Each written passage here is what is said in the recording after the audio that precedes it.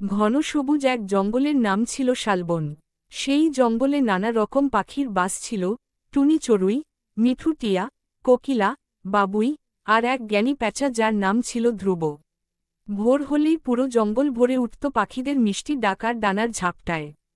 একদিন সকালে টুনি চড়ুই খাবার খুঁজতে খুঁজতে জঙ্গলের এক কোণে উড়ে গেল। সেখানে গিয়ে সে দেখল ছোট্ট একটি পাখির ছানা গাছের নিচে পড়ে কাঁপছে।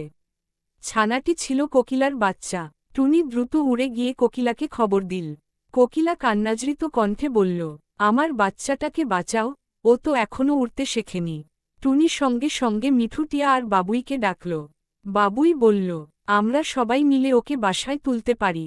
তারা মিলে শুকনো ঘাস, লতা আর ছোট ডাল জোগাড় করল। বাবুই তার দক্ষতায় একটি ছোট নরম ঝুড়ির মতো জাল তৈরি করল।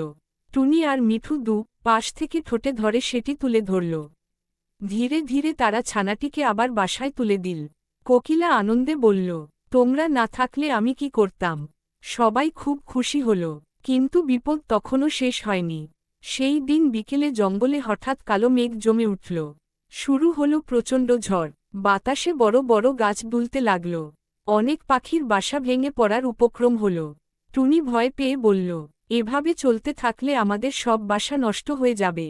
তখন জ্ঞানী প্যাঁচা ধ্রুব গাছের ডাল থেকে বলল, ভয় পেও না, সবাই একসাথে কাজ করো। বড় বটগাছের ফাঁপা কাণ্ডে আশ্রয় নাও।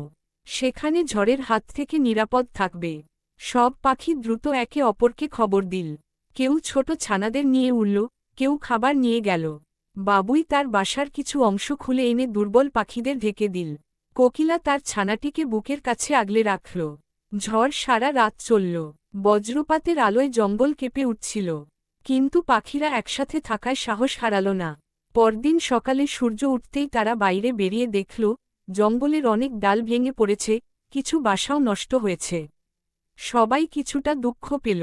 টুনি বলল, আমরা যদি একসাথে আবার বাসা বানাই, তাহলে সব আগের মতো হয়ে যাবে।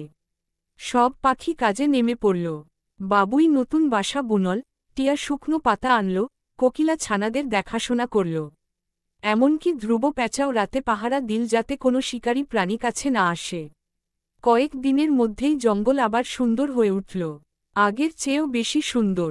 গাছের ডালে নতুন নতুন বাসা, চারদিকে পাখিদের গান। সেদিন সন্ধ্যায় ধ্রুব প্যাঁচা সবাইকে বলল, আজ তোমরা প্রমাণ করেছ, একতা আর সাহস থাকলে কোনো বিপদই বড় নয়। তারপর থেকে শালবনের পাখিরা আরও মিলেমিশে থাকতে লাগল। তারা জানত, সুখে দুঃখে একসাথে থাকাই আসল শক্তি।